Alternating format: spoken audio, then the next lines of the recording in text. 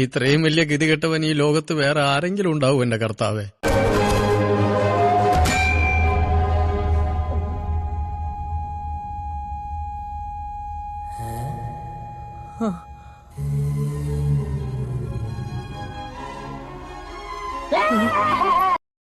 ഒന്ന് അങ്ങോട്ടോ ഒന്ന് ഇങ്ങോട്ടോ മാറിയാ മതി, ഞമ്മള് ഇഞ്ചിന് തവിട് കൂടി വിട്ടില്ല.